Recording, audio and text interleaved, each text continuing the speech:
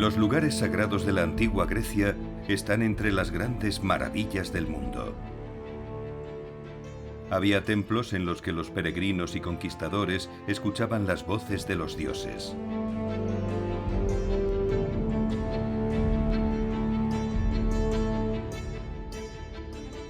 Algunos espacios eran misteriosos y sorprendentes, donde personas poseídas por fuerzas de otro mundo ofrecían visiones del futuro.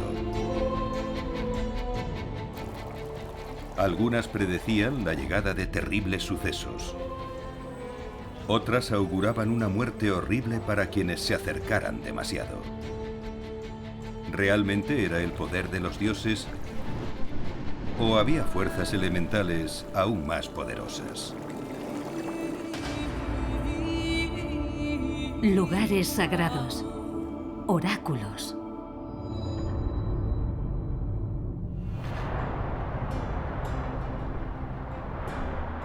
La cultura y la mitología de la antigua Grecia dominaron durante centenares de años esta parte del Mediterráneo. Sus templos y lugares sagrados siguen siendo leyendas hasta el día de hoy.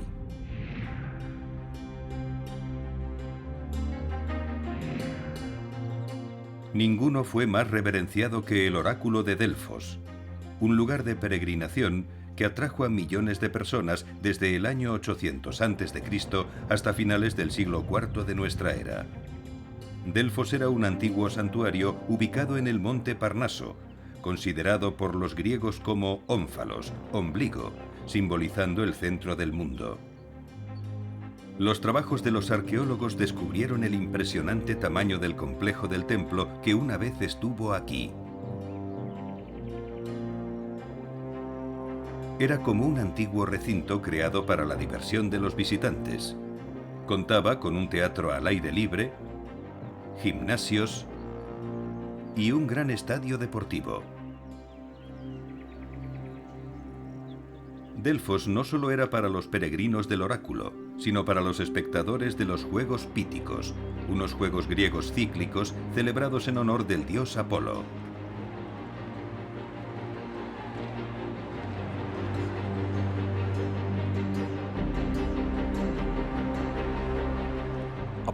Apolo era el dios atleta, arquero, también un joven corredor, lanzador de disco, y por eso había un estadio con pistas y espacios para las competiciones, y miles de personas celebraban los Juegos Píticos, que alternaban con los famosos Juegos Olímpicos de Zeus.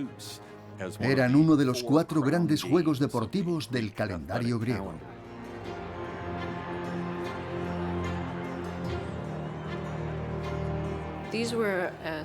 Eran unas competiciones, tanto deportivas como musicales, que se celebraban cada 4 años en honor a Apolo. Y por eso había un estadio para celebrar eventos deportivos. Está en la cima, y desde las colinas de Delfos se contempla una bella panorámica. También había un campo de entrenamiento, un gimnasio con una pista cubierta para correr incluso si llovía, y una palestra para practicar boxeo y lucha. Los Juegos Píticos eran los segundos en importancia tras los Juegos Olímpicos y se celebraban a finales de agosto. Los vencedores eran recompensados con una corona de hojas de laurel. Todo formaba parte del sentir de los griegos, que pensaban que debían honrar a los dioses por medio de competiciones, esfuerzo, ofrendas, sacrificios y actos religiosos. Pero lo que hacía a Delfos tan especial era su edificio principal, el Templo de Apolo. Un edificio sagrado, hogar de una sacerdotisa con el poder de predecir el futuro. Una mujer de la localidad de alto rango, elegida por los sacerdotes del templo, conocida como pitonisa. Ella era la sacerdotisa del templo y a través de ella hablaba el dios Apolo. Era la portavoz de Apolo en Delfos. Si era seleccionada, tenía que vivir en el santuario, dedicar su vida a Apolo y permanecer casta. Los oráculos griegos eran fundamentales en esa época para ellos. Los dioses podían predecir el futuro. La tradición del oráculo se relaciona con la Madre Tierra.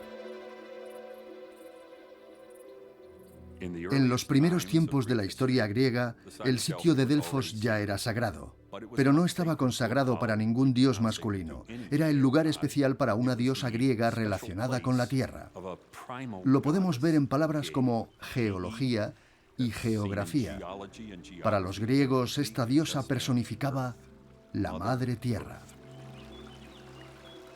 El oráculo de Delfos se remonta a tiempos muy antiguos. Los antiguos griegos creían en Gaia, la madre tierra, y fue el primer oráculo adorado en Delfos.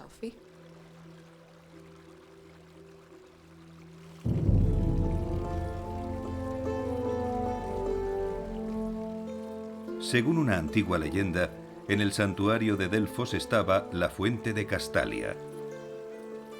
Se dice que fue descubierta por un cabrero que notó que su rebaño se reunía alrededor de dicha fuente.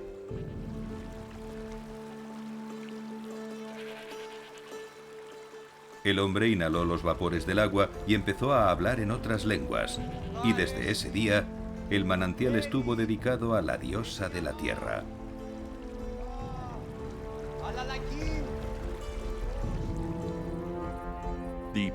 Desde el principio, las mujeres eran quienes se ocupaban del santuario de Delfos. Tenían el poder de canalizar la voz de la madre tierra.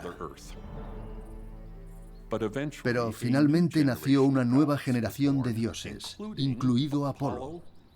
Y Apolo llegó a Delfos, donde esas mujeres eran profetisas inspiradas por la madre tierra. Incluso hoy, la antigua creencia en el poder místico de la madre se consagra en las ceremonias de los paganos griegos modernos.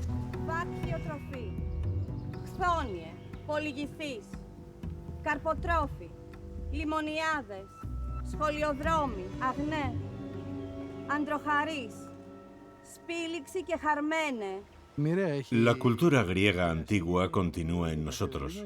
Somos los herederos de los antiguos griegos, del sector cultural y religioso.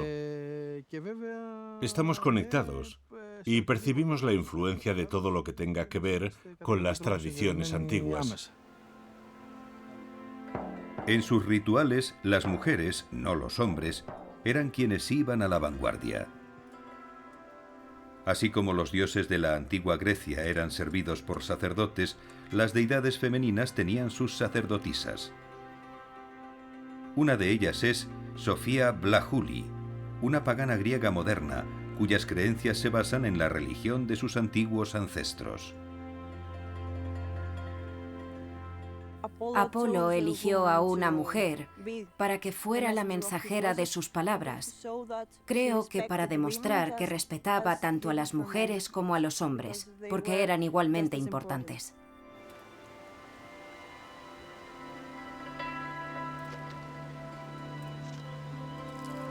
Χαίρετε μάκαρες, χαίρετε όνοι θεοί πατρόοι, ευσεβές οι θρησκευτές, ιερών φάος αύξητε. Νούσους, άλγητε και κύρας τέλοντες, εσπέρατα γέης. Γέννητο. Γέννητο.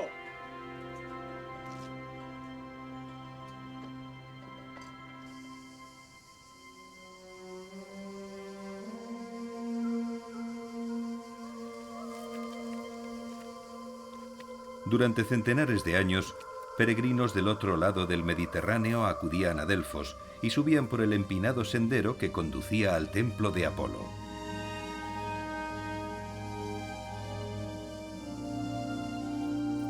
Aquí buscaban el consejo para todo, desde asuntos personales hasta política internacional.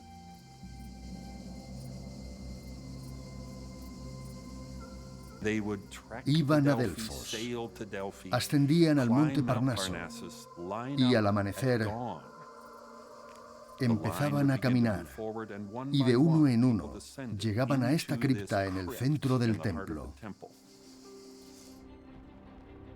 Aquí, en el Aditon, el espacio sagrado del templo, se encontraba la sacerdotisa. Inhalaba los vapores y entraba en un extraño estado de hipnosis, aparentemente poseída por el espíritu de Apolo.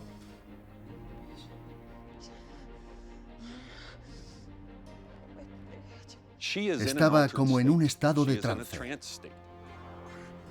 La sacerdotisa comenzaba a transmitir las respuestas de Apolo y su voz era distinta, como si el dios estuviera hablando a través de ella.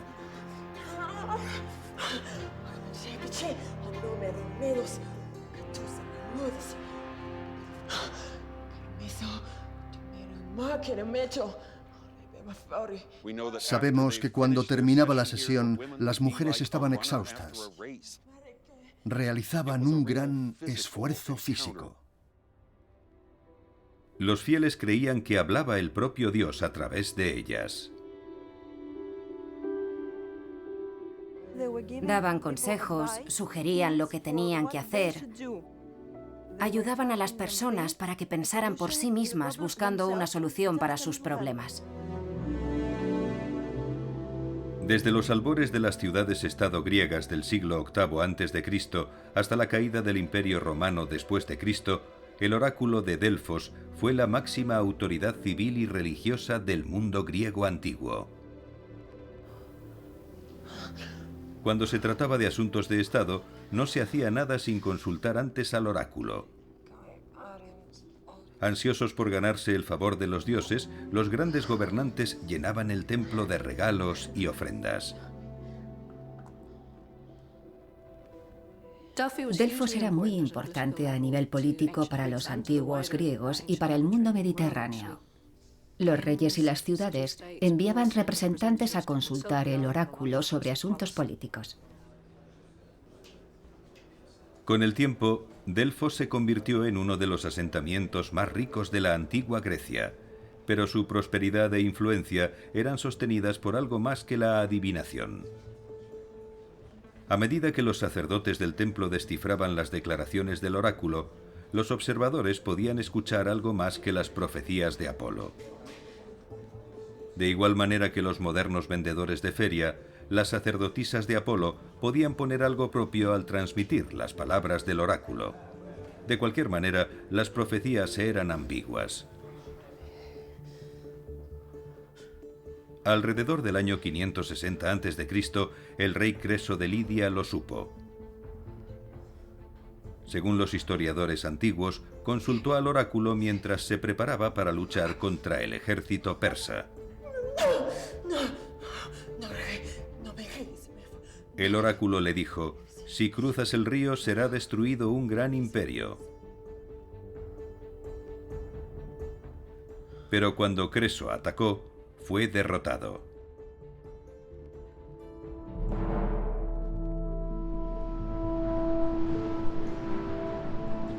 Las profecías del oráculo fueron famosas en todo el ámbito mediterráneo. Sin embargo, con el tiempo, la edad de oro de Delfos llegó a su fin.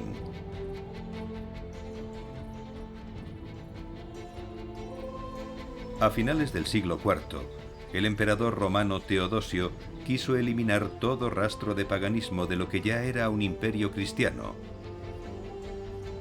y ordenó la destrucción del complejo del templo. El oráculo fue finalmente silenciado.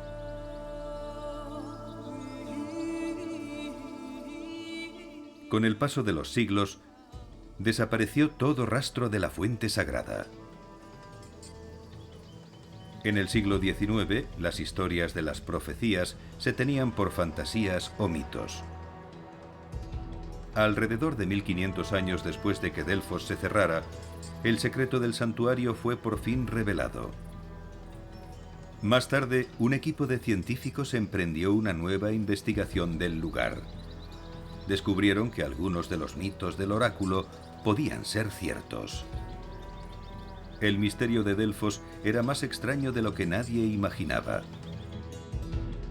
En la década de 1890, un equipo de arqueólogos franceses llegó al monte Parnaso en busca del templo perdido de Apolo y del manantial o fuente mágica. Le llamaron la Gran Fouille, la gran excavación, y estaban decididos a encontrar el santuario de Apolo, que esperaban que fuera un gran templo del tamaño del de Zeus en Olimpia o el Partenón de Atenas, lleno de tesoros, estatuas e importantes obras de arte.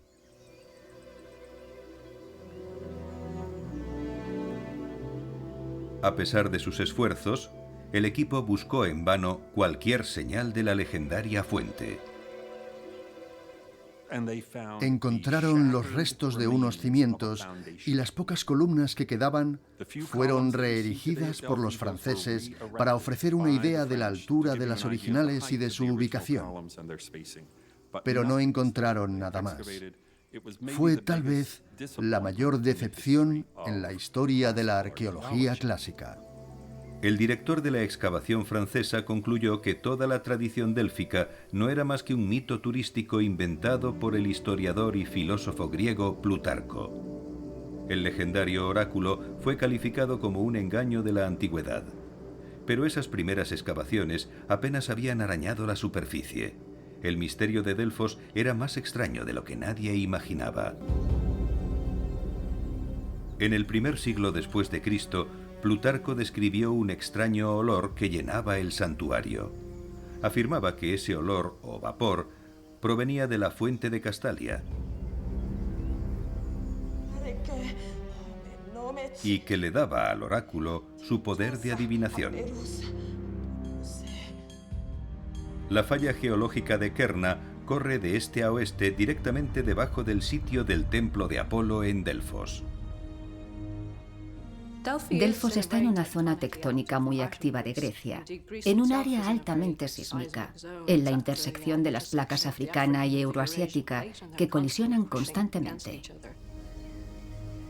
Bajo la superficie de la Tierra, en esta zona se liberan gases tóxicos que incluyen dióxido de carbono y metano.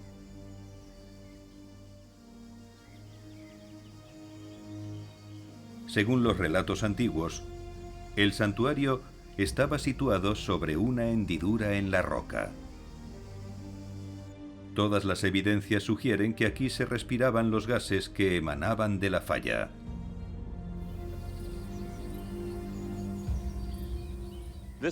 Esta losa de piedra es lo más importante que se ha hallado en Delfos para entender cómo funcionaba el antiguo oráculo.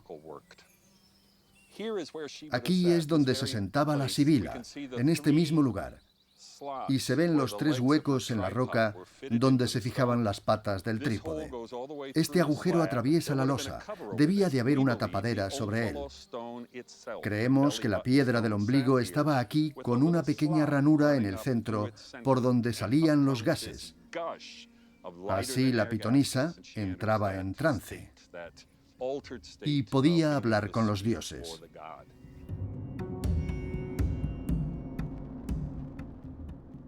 En la década de 1990, el arqueólogo John Hale y sus colegas identificaron rastros de gases de hidrocarburos en las rocas porosas del santuario.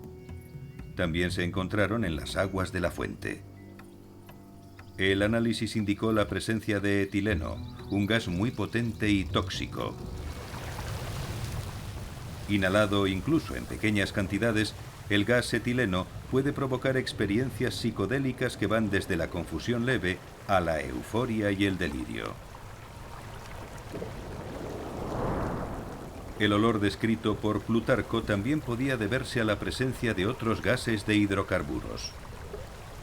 Lo que salía, lo que emanaba de la abertura, era un cóctel de gases hidrocarburos, todos tóxicos. Hablamos del metano, del etano. Es sabido que estos gases causan efectos agudos y crónicos en el organismo. En concentraciones lo bastante altas pueden matar. Y sin embargo, solo se sabe de una pitonisa que sufrió graves alteraciones. Plutarco describió el destino de una de ellas, que se puso histérica después de inhalar los vapores. Salió corriendo del templo y murió unos días después.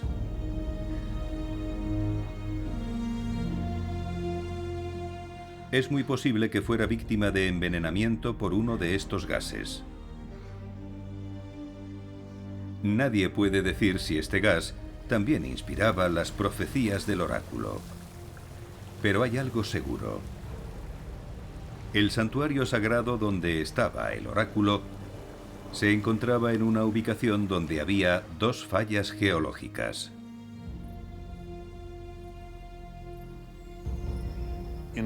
Además de la falla de este-oeste, hay otra falla bajo el lecho de piedra caliza en la zona de Delfos, que se extiende de norte a sur. Y en el punto donde se cruzaban esas dos fallas estaba el santuario del templo de Apolo. Y la intersección de esas dos fallas explica lo que contaban los antiguos testimonios de lo que sucedía en ese templo. En todo el mundo antiguo, miles de personas confiaban en el oráculo. Sus profecías cambiaron el destino de las naciones. Esto fue lo que hizo a Delfos el santuario más importante de la antigua Grecia. Pero no era el único. Había otros lugares sagrados donde se podían oír las voces de los dioses. Algunos daban respuesta a los misterios de la vida, pero otros solo anunciaban la muerte. Dídima, una antigua ciudad de Asia Menor en la costa de la actual Turquía.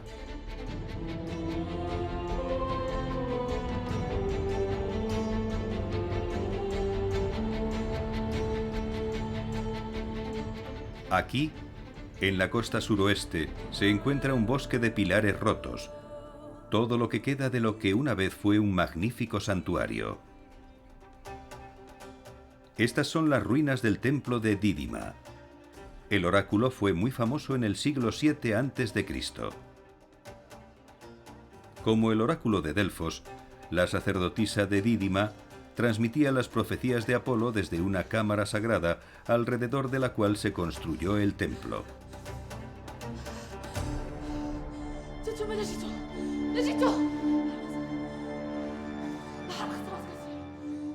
A diferencia de Delfos, Dídima no estaba situado en un terreno elevado como si estuviera cerca de los dioses, sino que estaba al nivel del mar. No hay acantilados. Ninguna señal evidenciaba una falla geológica de la que emanaran vapores que pudieran intoxicar e inspirar al oráculo. Pero observando más de cerca, se ve una línea de falla, una hendidura en la tierra donde el agua emergía para formar una fuente sagrada. El templo de Apolo en Dídima era particularmente interesante porque su diseño es muy inusual. En el interior había un patio descubierto para poder plantar un bosquecillo sagrado y que los árboles pudieran crecer a cielo abierto. Y también una sala subterránea situada directamente sobre un manantial donde se sentaba la sacerdotisa. En Dídima hay que subir estos escalones del templo hasta una plataforma. Y allí hay dos puertas que conducen a unos túneles. Se pasaba por esos túneles tan largos que desorientaban. La gente no sabía hasta dónde llegaban bajo la tierra. En realidad estaban bajo la superficie, pero no lo parecía. Cuando salían al exterior, a la parte central del templo, veían ante ellos ese pequeño santuario. Era fácil entender lo que la gente sentía en Delfos. He estado bajo la tierra. Pero más allá de la experiencia religiosa, es lo que tú experimentas.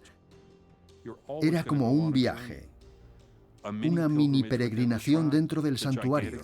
El tamaño de Dídima lo hacía posible. Y el objetivo del viaje era el momento en el que recibían la revelación. Estaba muy presente en estos sitios de Apolo, en todos ellos. Creo que los túneles eran como espacios que conectaban el mundo de los humanos con el misterioso mundo subterráneo de los oráculos. Los túneles se podían considerar como un espacio intermedio.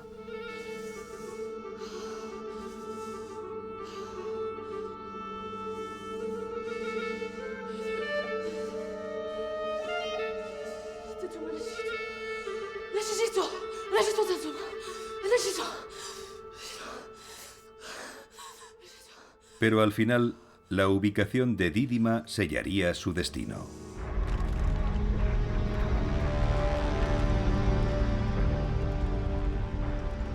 En el siglo XV, el santuario fue destruido por un gran terremoto.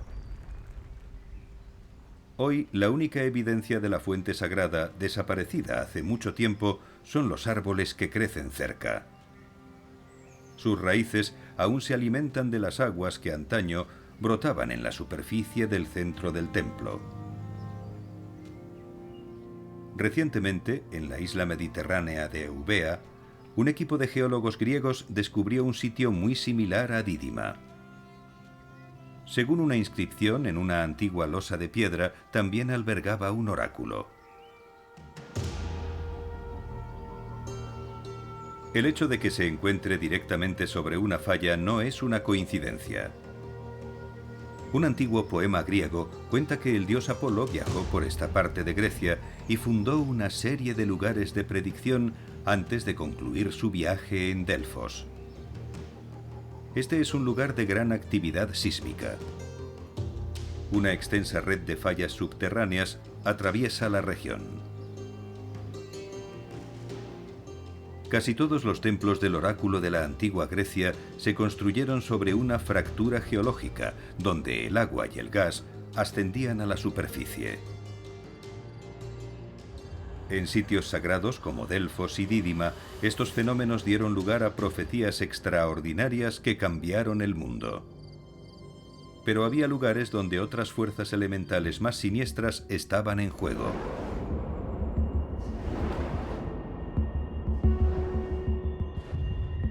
Esta es la antigua ciudad de Hierápolis, en Turquía.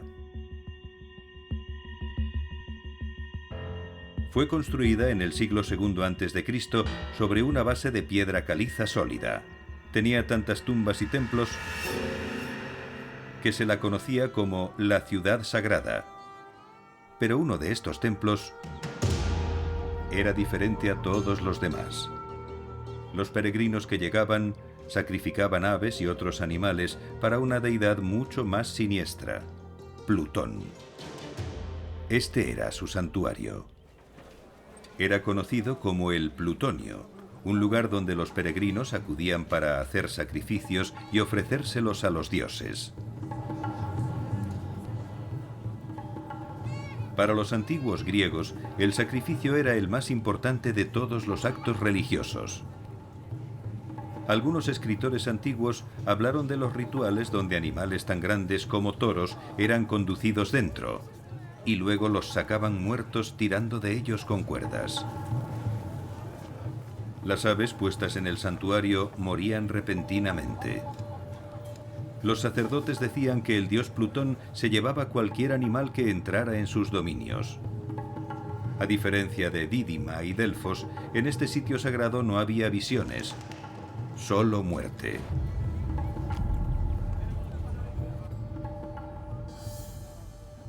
Con el tiempo, se convirtió en un espacio para extraordinarias orgías religiosas, donde se vendían animales a los visitantes para luego sacrificarlos.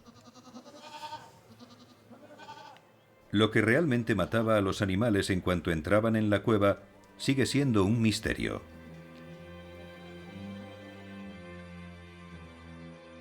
Hay muchas descripciones sobre aquellos extraños rituales.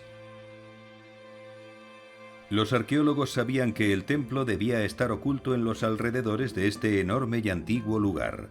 ¿Pero dónde? En 1965 descubrieron una abertura en el suelo por donde salían aguas termales y gases. Los restos de pájaros muertos confirmaron la ubicación del plutonio. Sin embargo, había un escéptico. Para el arqueólogo italiano Francesco D'Andria, las pruebas no cuadraban. Y decidió descubrir la verdad. Todos los relatos antiguos mencionaban la presencia de un pequeño teatro, una fila de asientos escalonados cerca del plutonio, desde donde los peregrinos podían ver la puerta del infierno. Pero la apertura que los arqueólogos habían descubierto no daba ninguna pista. Convencido de que el verdadero lugar estaba en otra parte, D'Andria buscó otra abertura en una roca. Él y su equipo comenzaron a excavar. En 2013 hicieron un descubrimiento extraordinario. no solo hallaron la estructura escalonada mencionada por los escritores antiguos, sino que también encontraron los restos enterrados de un arco con una antigua inscripción griega, una dedicatoria a Plutón o Hades y Perséfone, los dioses del inframundo. También descubrió el motivo de las misteriosas muertes en el santuario de Plutón. Toda la región está atravesada por dos fallas geológicas. Ambas están activas, y aquí, en el sitio descubierto por Dandria y su equipo, es donde se cruzan. Los gases se elevan dentro del plutonio tal como lo hacían en Delfos. Pero estos gases son letales. Encontré muchísimas aves muertas por los gases, así que pensé que tal vez en este lugar podríamos resolver el problema del famoso plutonio de Hierápolis.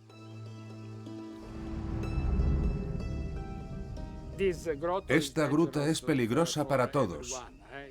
Si entras ahí, puedes correr peligro.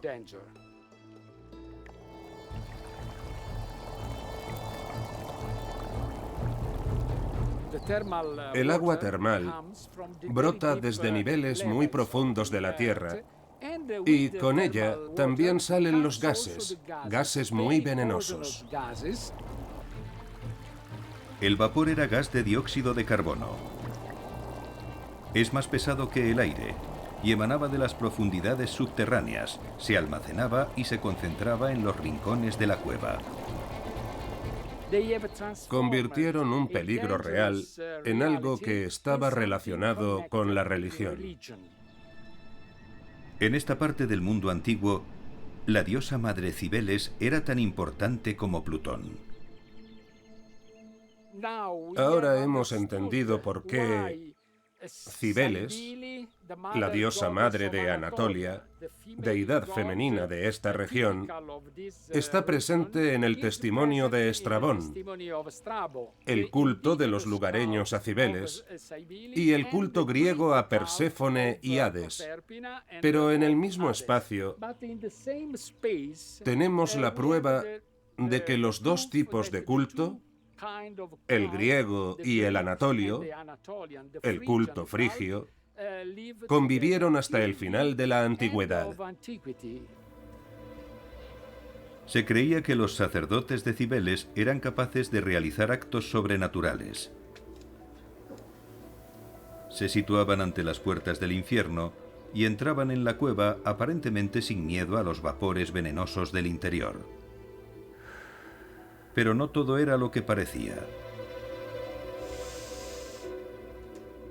Para asombro de los espectadores, los sacerdotes salían de la cueva ilesos.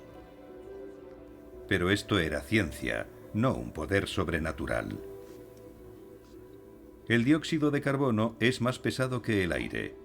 Al contener la respiración, los sacerdotes atravesaban los niveles inferiores venenosos de la cueva hasta un terreno más elevado, donde el aire era respirable. Para todos los demás, el interior era tabú. Una zona prohibida, donde esperaba una muerte segura. De igual modo que en otros sitios sagrados de la antigua Grecia, Hierápolis era también un lugar donde los peregrinos venían en busca del consejo de los dioses. Estas son las magníficas terrazas formadas por las aguas termales de Hierápolis. Durante varios siglos, estas piscinas calientes han sido famosas por sus propiedades curativas. A diferencia de los turistas de hoy, que todavía visitan Hierápolis, los antiguos peregrinos no solo venían aquí para mejorar su salud. Después de bañarse en las aguas termales, descendían a otra cámara sagrada que se creía que confería el poder de la profecía. Ahí pasaban la noche rodeados de niveles bajos y transpirables de dióxido de carbono. Y al día siguiente se interpretaban sus sueños. Según los sacerdotes de Hierápolis, estos sueños eran predicciones del futuro inspiradas por el dios Plutón.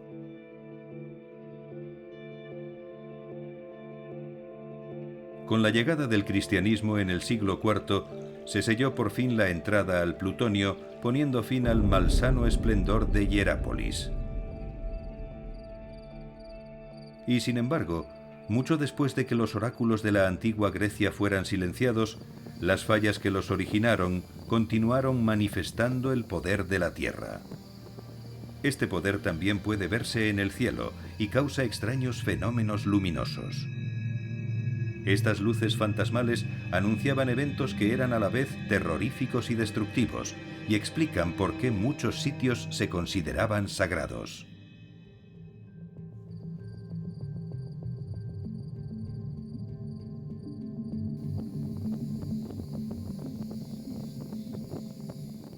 Esto es Ianartas, cerca del Valle del Olimpo, en la costa sur de Turquía.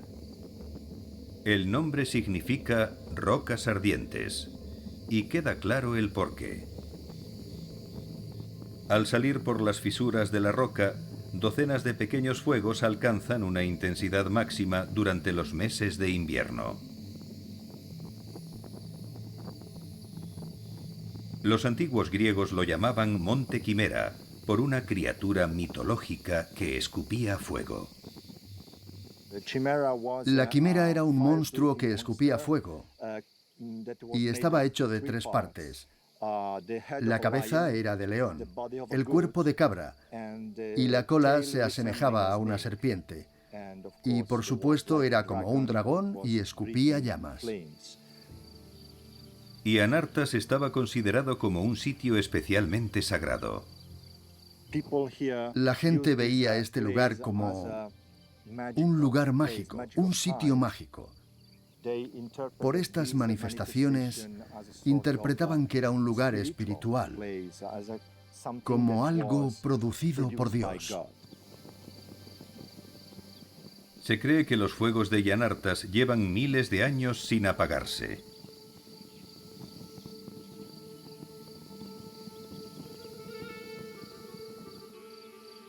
Con un medidor de gas especial, el profesor Giuseppe analiza la composición de los gases.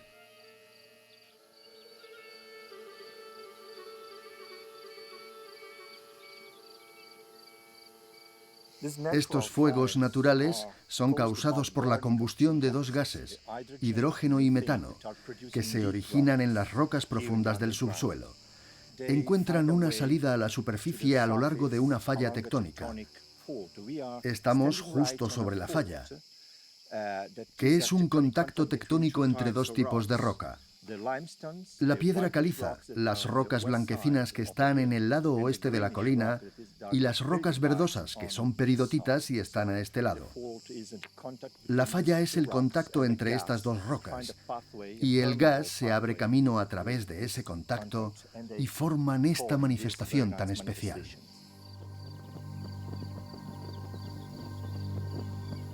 Estas luces extraordinarias en tierra tienen su contrapartida.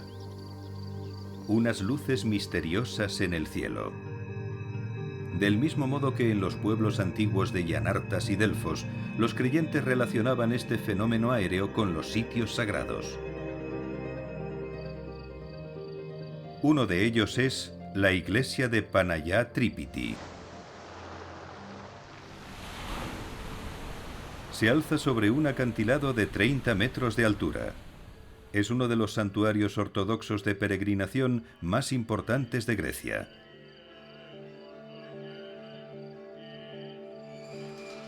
El nombre de la iglesia honra a la Virgen María, conocida en Grecia como Panayá.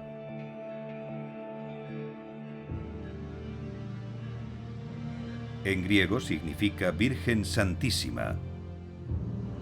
Se la relaciona con el nombre de la antigua diosa de la Madre Tierra de Delfos. Cada año, miles de peregrinos acuden a recibir la bendición de la Madre de Dios. Según cuenta una leyenda, un marinero que luchaba por sobrevivir durante una tormenta fue guiado a un lugar seguro por una fuerte luz que salía de estos acantilados. Al llegar a la orilla, se dirigió a la fuente de la luz, una cueva rocosa donde descubrió un resplandeciente icono de la Virgen María. Lleno de gratitud, se quedó en el lugar y vivió allí el resto de sus días como monje.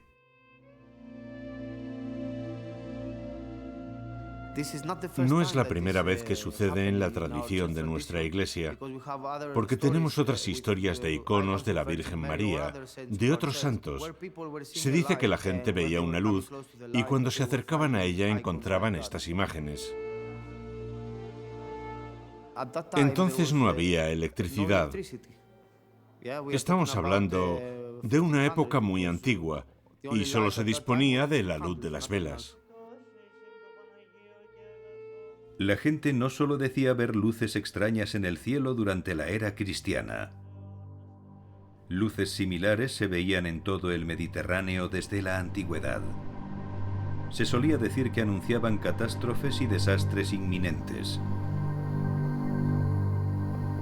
Un historiador griego dijo que antes de grandes terremotos se veían llamaradas brillando en el cielo.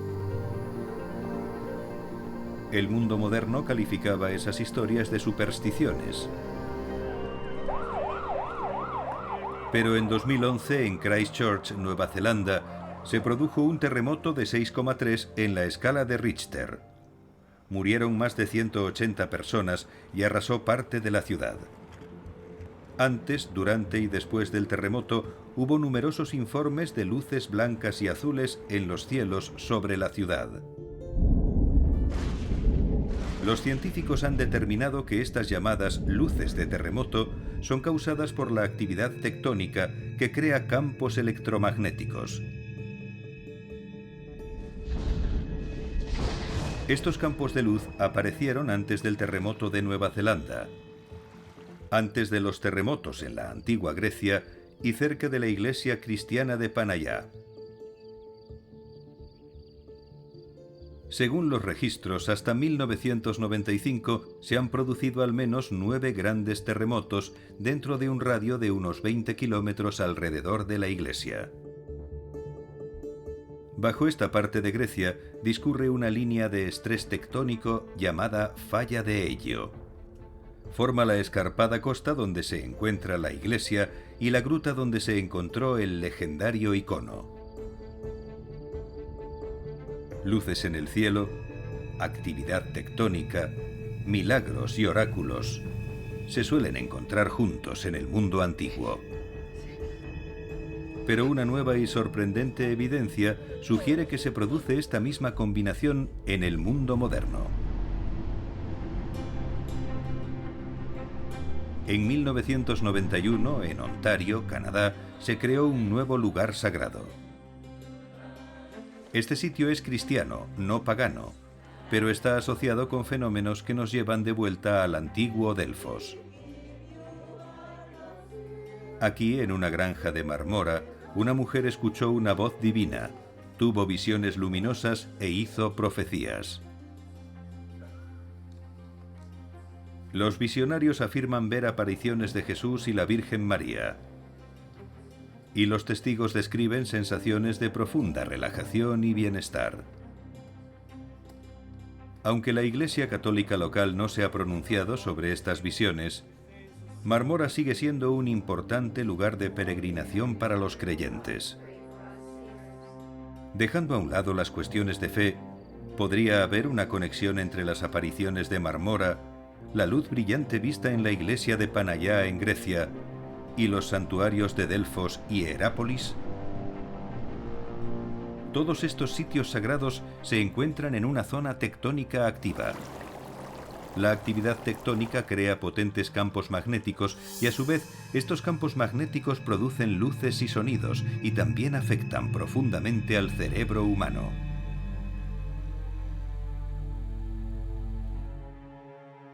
El doctor Michael Persinger cree que hay una conexión.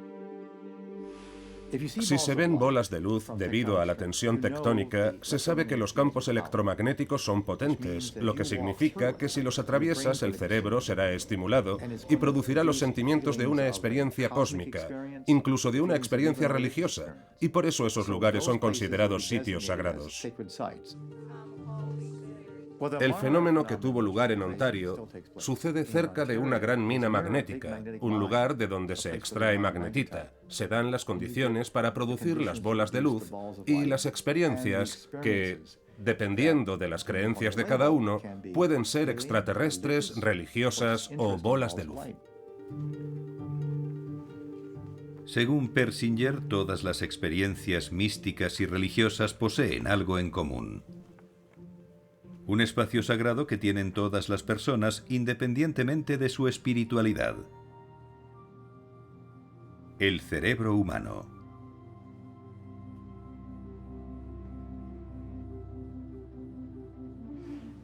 El cerebro humano tiene un hemisferio izquierdo y un hemisferio derecho. Aquí podemos ver los lóbulos temporales, el tallo cerebral y el cerebelo. Y estos dos hemisferios parecen iguales, pero son diferentes microestructuralmente. Y estas diferentes estructuras determinan la función. El hemisferio izquierdo está ligado al sentido del yo, la memoria y las imágenes. El derecho está asociado a las emociones, el espacio, el tiempo. En el hemisferio derecho, y específicamente aquí abajo, tenemos una zona descubierta recientemente que es la que está más conectada con el campo magnético de la Tierra. A lo largo de la historia, muchas personas afirman haber tenido una experiencia religiosa y también describen la presencia de seres sobrenaturales, dioses, ángeles e incluso demonios. Según el Dr. Persinger, podría haber una explicación científica. Cuando el proceso del hemisférico derecho se intercala o invade el hemisferio izquierdo, la persona detecta una presencia. Es la llamada conciencia parasitaria, que es una experiencia mística.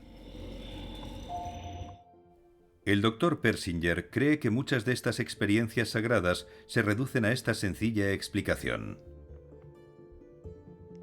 En sitios sísmicamente activos, el magnetismo puede afectar al cerebro de las personas, como en Delfos y en otros lugares del oráculo. Todas las experiencias provienen de nuestra actividad cerebral. La capacidad de amar, experimentar e incluso comunicarse con los dioses es una actividad cerebral. La pregunta es cuál es el estímulo. Si se produce un cambio en la tensión tectónica y se generan campos magnéticos con patrones específicos, eso induce a que el cerebro experimente una percepción. Esta teoría científica no puede explicar todas las experiencias religiosas de las que hablan los seres humanos desde tiempos remotos hasta el presente. Pero el Dr. Persinger ideó una forma de probar la teoría. Aplicó campos magnéticos de baja frecuencia al cerebro humano utilizando un dispositivo conocido como el casco de Dios.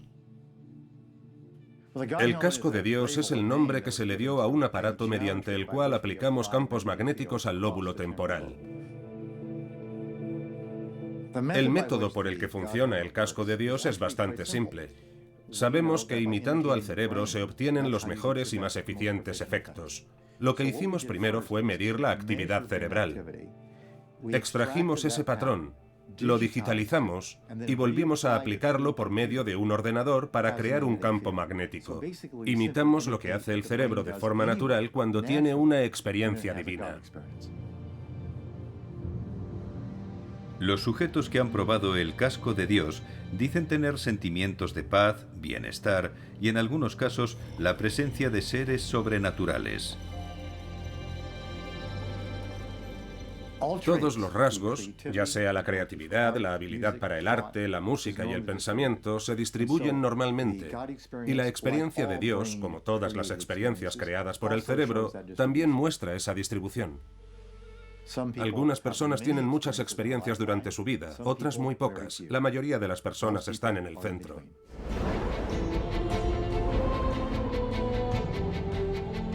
A través del Mediterráneo, los lugares sagrados desde Delfos a Hierápolis y a Dídima estaban situados sobre fallas en donde la actividad sísmica era habitual. La tensión tectónica dio paso a gases tóxicos y lenguas de fuego. Las fuerzas electromagnéticas iluminaban el cielo y predecían la llegada de grandes terremotos. La extraordinaria influencia de estos fenómenos en el cerebro humano es al menos parcialmente explicable. Muchos siglos después de que las iglesias de las religiones modernas reemplazaran los lugares sagrados de la antigua Grecia, algo ha sobrevivido. Una conexión compartida entre la humanidad y lo que posiblemente sea el lugar más sagrado de todos: la propia Tierra.